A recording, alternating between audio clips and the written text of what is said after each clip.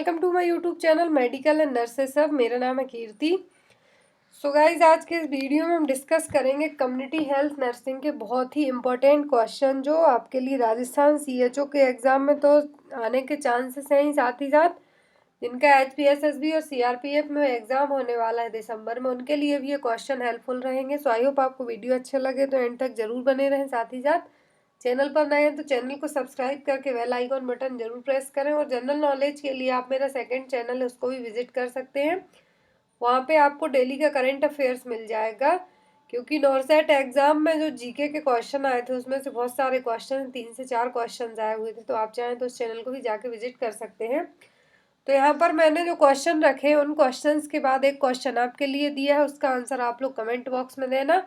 अब हम daily 15 to 20 question है जो बेस्ड ऑन एमसीक्यू जो अपने नर्सिंग के सब्जेक्ट्स हैं उन पे पढ़ेंगे। डेली क्वेश्चंस रहेंगे, तो आपके लिए क्वेश्चन दिया जाएगा, उसका आंसर आप लोग कमेंट बॉक्स में देना। डेली शाम को 7 बजे आपके लिए एक वीडियो मिलेगा जिसमें एमसीक्यू बेस्ड क्वेश्चन रहेंगे, बहुत ही इंपॉर्टेंट क्वेश्चन रहेंगे जो आपको सीएचओ के साथ साथ अदर नर्सिंग एग्जाम में भी हेल्पफुल रहेंगे। चलिए यहाँ पर हम वीडियो को स्टार्ट करते हैं। तो क्वेश्चन नंबर फर्स्ट है यहाँ पर, case finding in RNTCP is based on revised national tuberculosis control programme के तहत केस फाइंडिंग कैसे की जाती है। ऑप्शन है यहाँ पर sputum culture, sputum microscopy, x-ray chest और माउंटेक्स टेस्ट और पीसीआर। तो आरएनटीसीपी प्रोग्राम है, इसके बारे में आपको एक दो पॉइंट और मैं आपको बताऊंगी क्योंकि इसमें रिसेंट में कुछ चेंजेस हुए थे। तो आरएनटीसीपी है उसके अकॉर्डिंग केस फाइंडिंग कैसे की जाती है ट्यूबरक्लोसिस के पेशेंट्स की। तो यहाँ पर इसका राइट आंसर होगा B, sputum microscopy. Sputum microscopy के थ्रू क्या किया जाता है, केस फाइंडिंग को कंफर्म किया जाता है। और हाल ही में 1 जनवरी 2020 को revised national tuberculosis control programme का नाम चेंज कर दिया गया है। अब इसका नया नाम है national tuberculosis elimination programme, NTEP. और जो एनटीईपी प्रोग्राम है जो revise national tuberculosis control programme का ही चेंज नेम है, जिसको 1 जनवरी 2020 को चेंज किया गया। और साथ ही साथ इसका गोल रखा गया कि 2025 तक हमें इंडिया को ट्यूबरक्लोसिस से फ्री करना है, टीबी से मुक्त करना है। तो इसीलिए इसका नाम चेंज कब किया गया, 1 जनवरी 2020 को। यदि एग्जाम में आपको एनटीईपी का फुल फॉर्म पूछा जाए तो क्या होगा, national tuberculosis elimination programme. Launching date पूछी जाए तो वो होगा 1 जनवरी 2020। और ये आरएनटीसीपी का ही मॉडिफाइड नाम है, national tuberculosis elimination programme. Next is primary postpartum haemorrhage occurs within how many hour of delivery. Postpartum haemorrhage को 2 कैटेगरी में डिवाइड किया गया है, primary and secondary. Primary postpartum haemorrhage है जो विद इन कितने घंटे के बाद डिलीवरी के कंसीडर किया जाता है, 6 आवर, 24 आवर, 8 आवर या फिर 12 आवर। प्राइमरी पोस्टपार्टम हेमरेज पूछा है तो ये होता है 24 आवर में। पोस्टपार्टम हेमरेज क्या है, जो वेजाइनल ब्लीडिंग होती है आफ्टर डिलीवरी के बाद मोर देन 500 ml जो ब्लीडिंग होती है वो क्या कहलाता है, पोस्टपार्टम हेमरेज। और यदि यही ब्लीडिंग सिजेरियन सेक्शन में हो तो उसमें 1 लीटर ब्लड को है जो कंसीडर किया जाता है, 1000 ml ब्लड को कंसीडर किया जाता है। तो यहाँ पर प्राइमरी पोस्टपार्टम हेमरेज कब कहलाता है, जब जो ब्लीडिंग है आफ्टर डिलीवरी के बाद से लेके 24 आवर तक हो, तो क्या कहलाती है, प्राइमरी पोस्टपार्टम हेमरेज। और पीपीएच क्या है, bleeding more than 500 ml blood from vagina after delivery is called the PPH. और प्राइमरी पोस्टपार्टम हेमरेज कब है, within 24 hour of delivery, it's called the primary postpartum haemorrhage. और secondary में कब होगा, जब ब्लीडिंग है 24 आवर से लेके delivery up to 6 week of postpartum. 6 week का टाइम दिया जाता है परपीरियम पीरियड का पोस्टपार्टम का। तो जब तक यदि ब्लीडिंग हो तो वो क्या कहलाता है, सेकेंडरी पोस्टपार्टम हेमरेज। ये कई बार आपको एग्जाम में आ चुका है क्वेश्चन कि प्राइमरी पोस्टपार्टम हेमरेज क्या है और सेकेंडरी क्या है। तो आपको इन दोनों में डिफरेंस याद रखना है कि कुछ घंटों का ही अंतर है, जिसके कारण इनके टर्म है जो चेंज हो जाते हैं। Next is chemical components of Mala D. जो माला डी है कॉन्ट्रासेप्टिव पिल्स है, तो माला डी का केमिकल कंपोनेंट्स क्या है? ऑप्शन है यहाँ पर D norgestrel and ethylene estradiol, B D norgestrel and progesterone, progesterone और नॉर एथिस्ट्रॉन एसीटेट। तो माला डी और माला एन आपने जो कॉन्ट्रासेप्टिव पिल्स के नाम पढ़े, ओरल कॉन्ट्रासेप्टिव पिल्स, तो माला डी का जो केमिकल कंपोनेंट्स है वो क्या है? D norgestrel and ethinyl estradiol. इस तरीके से जो मेडिसिन आती हैं ये गवर्नमेंट सप्लाई के थ्रू दी जाती है, ओरल कॉन्ट्रासेप्टिव पिल्स। हो सकता है आपको एग्जाम में इस तरीके से इमेज दे दी जाए, पूछा जाए कि इसका जो केमिकल कंपोनेंट है वो क्या है, और इसमें आपको ये केमिकल कंपोनेंट्स तो है और साथ ही साथ इसके फेरस फ्यूमरेट की टैबलेट्स भी दी जाती हैं, वो भी याद रखना है। और एक क्वेश्चन और बनता है कि जो माला डी है वो माला एन से किस तरीके से डिफरेंट है? तो यहाँ पर the department of family welfare, ministry of health and family welfare ने 2 टाइप की लो डोज ओरल पिल्स को लॉन्च किया था, एक था माला डी और दूसरी थी माला एन। तो माला एन का जो कंपोनेंट्स है वो क्या है? Levonorgestrel 0.15 mg and ethanol एस्ट्राइडल 0.03 mg। तो एक इसका केमिकल कंपोनेंट है, यहाँ पर आप देख सकते हैं लिखा हुआ है साफ साफ है माला एन का। और माला डी क्या है? तो माला डी में 28 पिल्स होती हैं, जिसमें से 21 पिल्स होती हैं ओरल कॉन्ट्रासेप्टिव पिल्स, और 7 जो ब्राउन कलर की जो पिल्स रहेंगी वो किसकी होती हैं? 60 mg फेरस फ्यूमरेट टैबलेट होती हैं, और ये जनरली मार्केट में भी मिलती हैं। इनकी प्राइस क्या है? 3 पर पैकेट। एक पैकेट कितने का मिलेगा? 3 रुपए का। माला एन क्या है? फ्री ऑफ कॉस्ट है, जो PSC फैमिली वेलफेयर सेंटर पर मिल जाएंगे। तो इस तरीके से आपको इन दोनों मेडिसिन का केमिकल कंपोनेंट्स अलग अलग हैं, वो याद रखना है, यहाँ पर दिया भी हुआ है। तो आपके लिए माला डी और माला एन इन दोनों के कंपोनेंट्स याद रखने हैं, और कौन सी जो फ्री ऑफ कॉस्ट है तो वो है माला एन, और माला डी कितने में मिलती है? पर पैकेट 3 रुपीज़ में। और माला डी में जो आयरन का जो कंटेंट होता है वो कितना होता है? 60 mg ferrous fumarate tablets present होती हैं। नेक्स्ट है measles vaccine is administered by. Measles vaccine को किस रूट से एडमिनिस्टर किया जाता है? Intramuscular route, intradermal root, oral route या फिर सबक्यूटेनियस रूट? तो मीजल्स वैक्सीन है जो एडमिनिस्टर की जाती हैं, एडमिनिस्टर होती हैं सबक्यूटेनियस रूट के through. Next is the human resource is available in sub centre is. तो आपने स्टाफिंग पैटर्न पढ़ा होगा सब सेंटर का, PSC का, CSC का। तो यहाँ पर सेम क्वेश्चन है कि सब सेंटर में जो ह्यूमन रिसोर्स और स्टाफ है वो कौन सा प्रेजेंट रहेगा? ऑप्शन है यहाँ पर multipurpose health worker, physician, anganwadi worker और मेडिकल ऑफिसर्स। तो जो मेडिकल ऑफिसर्स, आंगनवाड़ी वर्कर और फिजिशियन ये तो सब सेंटर में प्रेजेंट नहीं होते, क्योंकि सब सेंटर में टोटल 3 और 4 स्टाफ होता है, मैं अभी आपको बताऊंगी। तो यहाँ पर इसका राइट आंसर क्या होगा? Multipurpose health worker. ये देखिए यहाँ पर स्टाफिंग पैटर्न होता है जो सब सेंटर के लिए, वो होता है हेल्थ वर्कर मेल रहेगा एक, और हेल्थ वर्कर फीमेल रहेगी एक।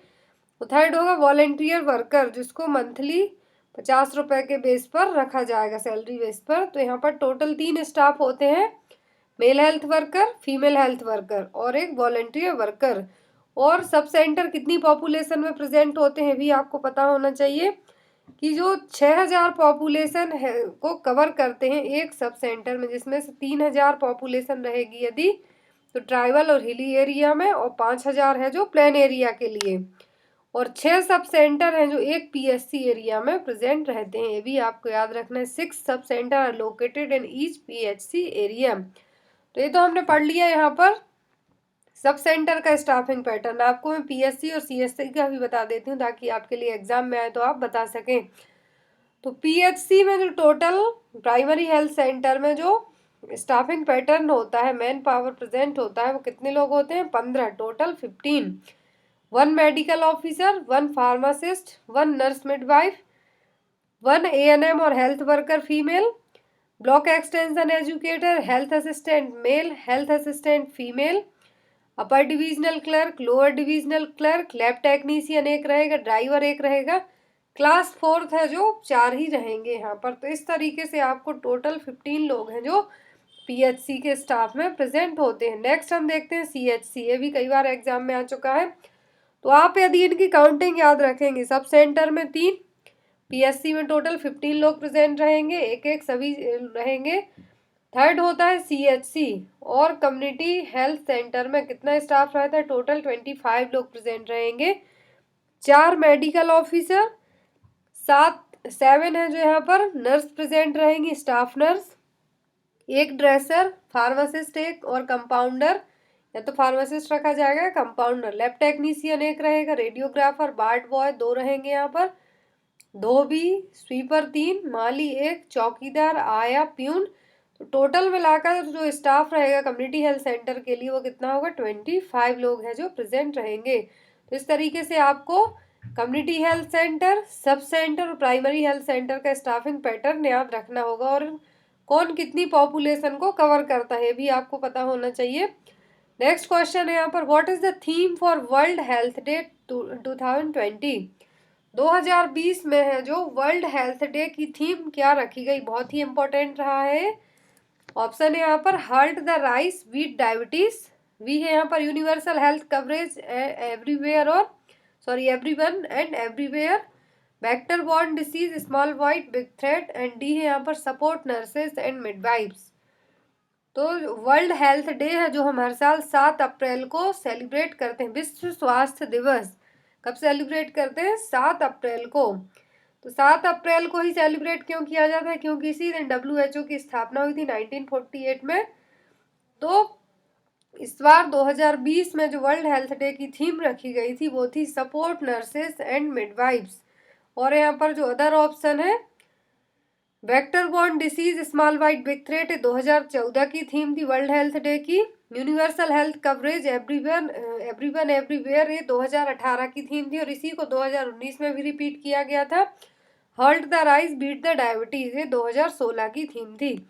तो इस तरीके से आपको 2018-19 की तो याद करने में प्रॉब्लम नहीं होगी क्योंकि सेम थीम रही है, और 2020 की आपको इसलिए याद रखेगी क्योंकि आप लोग खुद एक नर्सेस हैं, तो सपोर्ट नर्सेस एंड मिडवाइस, तो इसीलिए बहुत ही इंपॉर्टेंट थीम रही है 2020 की।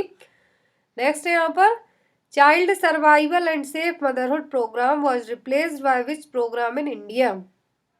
तो जो child survival safe motherhood programme आया था 1992 में, 1992 में, इसके लिए इंडिया में किस प्रोग्राम ने रिप्लेस किया है, इसकी जगह कौन सा नया प्रोग्राम आया था? ऑप्शन है यहाँ पर MCH, NRHM, ICDS, and D है यहाँ पर RCH। तो रिप्रोडक्टिव चाइल्ड हेल्थ, जो child survival safe motherhood programme को जिस प्रोग्राम ने रिप्लेस किया था वो था RCH प्रोग्राम, जो 2005 में आया था। नेक्स्ट है यहाँ पर, denominator while calculating maternal mortality rate is. तो 2 तरीके से नॉमिनेटर यूज होते हैं, एक डिनोमिनेटर, एक होता है न्यूमरेटर। तो यहाँ पर डिनोमिनेटर पूछा है, जब हम मैटरनल मॉर्टेलिटी रेट को कैलकुलेट करते हैं तो कौन सा डिनोमिनेटर यूज करेंगे? ऑप्शन है यहाँ पर, total number of deliveries, total number of live birth, total number of maternal death and mid year population. तो जो मैटरनल मॉर्टेलिटी रेट को कैलकुलेट करने के लिए जो डिनोमिनेटर यूज किया जाता है वो क्या है, total number of live birth. तो मैटरनल डेथ को किस तरीके से कैलकुलेट करते हैं, maternal death in a given period per population of women who are of reproductive age, या फिर इस तरीके से भी हम इसको कह सकते हैं कि जितनी भी फीमेल की डेथ होना 1 लाख लाइव बर्थ पर है जो डेथ होती है, जितनी भी मैटरनल डेथ होती हैं तो उनको इसी कैटेगरी में कैलकुलेट किया जाता है। और इंडिया में जो मैटरनल मॉर्टेलिटी रेट का सबसे बड़ा कारण है वो क्या है, हेमरेज, पोस्टपार्टम हेमरेज, ये भी आपको एग्जाम में आ सकता है। तो यहाँ पर हम बात कर रहे थे डिनोमिनेटर की, तो डिनोमिनेटर क्या है यहाँ पर, लाइव बर्थ, और यदि न्यूमेरेटर पूछा जाए तो होगा मैटरनल डेथ। तो इस तरीके से आपको दोनों चीजें हैं याद रखनी होंगी, डिनोमिनेटर और न्यूमेरेटर। एक और यहाँ पर क्वेश्चन बनता है वो मैं भी आपको आगे बताऊंगी मैटरनल मॉर्टेलिटी रेट को लेके, वो भी कई बार एग्जाम में आ चुका है। नेक्स्ट क्वेश्चन है यहाँ पर, the characteristic fever found in typhoid, typhoid में किस तरीके का फीवर है जो प्रेजेंट रहता है? ऑप्शन है यहाँ पर, step ladder fever, intermittent fever, relapsing fever और कंटिन्यूअस फीवर।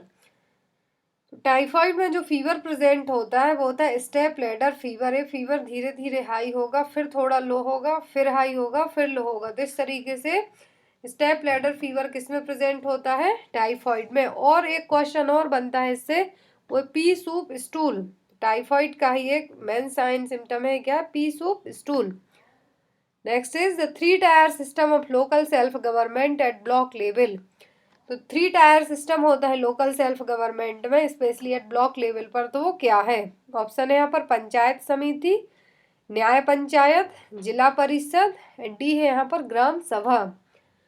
तो जो ब्लॉक लेवल पर 3 टायर सिस्टम होता है लोकल सेल्फ गवर्नमेंट के लिए, वो क्या है? पंचायत समिति। ये देखिए यहाँ पर जो पंचायती राज है इसको 3 टायर सिस्टम में डिवाइड किया गया है। तो इसमें से पंचायत कहाँ पर प्रेजेंट होती है? विलेज लेवल पर, पंचायत समिति ब्लॉक लेवल पर, और जिला परिषद डिस्ट्रिक्ट लेवल पर। तो आपको इस तरीके से भी याद हो सकते हैं कि पंचायत कहाँ पर रहेगी? गांव में। पंचायत समिति ब्लॉक लेवल पर, सीएससी लेवल पर। जिला परिषद, जिला मतलब कि डिस्ट्रिक्ट, तो किस पर रहेगी? डिस्ट्रिक्ट लेवल पर। तो पंचायती राज के 3 टायर सिस्टम है वो क्या है? पंचायत, पंचायत समिति और जिला परिषद। नेक्स्ट है IMNCI target group is integrated management neonatal child health illness का जो टारगेट ग्रुप है वो क्या है? कितनी एज तक के ग्रुप को इन्होंने टारगेट किया है? ऑप्शन है यहाँ पर up to 5 year, up to 10 year, up to 12 year, और D all of the above. तो IMNCI का जो टारगेट ग्रुप है वो है अप टू 5 ईयर। IMNCI एक जो अप्रोच है इसमें क्या किया गया है कि जो बच्चे हैं 2 महीने 1 वीक से लेके 2 मंथ और 2 मंथ से 5 ईयर तक की एज के बच्चे हैं उनको प्रिवेंटिव क्यूरेटिव हेल्थ है जो प्रोवाइड करवानी है। तो इसमें जो कॉमन चाइल्ड मॉर्टेलिटी की कंडीशंस हो सकती हैं, कॉज हो सकती हैं, जैसे कि डायरिया, निमोनिया, मीजल्स, मलेरिया, माल न्यूट्रिशन।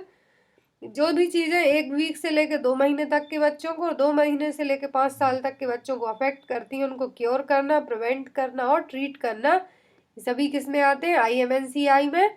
और इसका जो टारगेट ग्रुप है, बेनिफिशियर्स ग्रुप है, वो क्या है? अप टू 5 ईयर्स एज तक के बच्चे। Next is in India death has to be registered within how many days. India में है जो डेथ को कितने दिनों के अंदर है जो रजिस्टर्ड किया जाता है? 1969 में हेल्थ एक्ट पास हुआ था एक, तो उसमें बताया गया था कि कितने दिनों के अंदर बर्थ रजिस्ट्रेशन होना चाहिए और कितने दिनों के अंदर डेथ। तो ऑप्शन है यहाँ पर 3, 7, 21 और डी है यहाँ पर 14। तो इंडिया में डेथ रजिस्टर्ड होती है 21 डेज के अंदर, मरने के 21 दिनों के अंदर है डेथ सर्टिफिकेट बनवा लेना चाहिए। तो इसी तरीके से यहाँ पर डेथ कितने दिनों के अंदर रजिस्टर्ड होती है? 21 दिनों के। Next is chlorinated lime is known as. Chlorinated lime है जो नींबू है किसको कहा जाता है? डिटॉल, टिंचर, बीटाडीन या फिर ब्लीचिंग पाउडर। तो क्लोरिनेटेड लाइम है किसको कहा जाता है? ब्लीचिंग पाउडर को। Next is maternal mortality is express in terms of. तो मैटरनल मॉर्टेलिटी को किस टर्म में एक्सप्रेस किया जाता है? ऑप्शन है यहाँ पर 1000, पर 10,000, पर 1 लाख और D all of the above. तो ये कई बार एग्जाम में क्वेश्चन आ चुका है, हमने डिनोमिनेटर पढ़ा मैटरनल मॉर्टेलिटी रेट को लेके। तो यहाँ पर मैटरनल मॉर्टेलिटी रेट के लिए किस टर्म में प्रेजेंट किया जाता है? तो वह 1 लाख। तो यहाँ पर इसका राइट आंसर क्या होगा? C. Next is road to health card is used for. तो आपने रोड टू हेल्थ कार्ड नाम सुना होगा, तो किसके लिए यूज किया जाता है? Measuring the size of road, growth monitoring in children, growth monitoring in adult, D all of the above. Road to health card है जो जनरली बच्चों की ग्रोथ को मॉनिटर करने के लिए यूज किया जाता है। तो यहाँ पर इसका आंसर क्या होगा? सी। इस तरीके से यदि आपके लिए डायरेक्ट ना पूछा जाए, एक इमेज दे दी जाए कि ये क्या है, तो ये आप इसको इजीली बता सकते हैं कि ये क्या है? बच्चों की ग्रोथ मॉनिटर की जाती है, तो क्या कहलाता है? Road to health card. एक क्वेश्चन आप लोगों के लिए है, इसका आंसर जरूर देना। कल जो शाम को 7 बजे मैं आपके लिए वीडियो प्रोवाइड कराऊंगी उसमें इसका आंसर दूंगी, और नेक्स्ट क्वेश्चन और दूंगी आपके लिए। क्वेश्चन है जो अभी प्रेजेंट मेंस नॉर्सेट में भी पूछा गया था। Red cross society was founded by. Red cross society की स्थापना किसने की थी? मैं आपको हिंट भी दे देती हूँ, 1920 में इसकी स्थापना हुई थी। ऑप्शन है यहाँ पर Henry Dunant, Henry Cycle, Ronald Ross और डी है यहाँ पर हेनरी फोर्ड। इसका आंसर आप लोग प्लीज़ कमेंट बॉक्स में देना। सो आई होप आपको वीडियो अच्छा लगा। Thank you for watching us. Bye bye.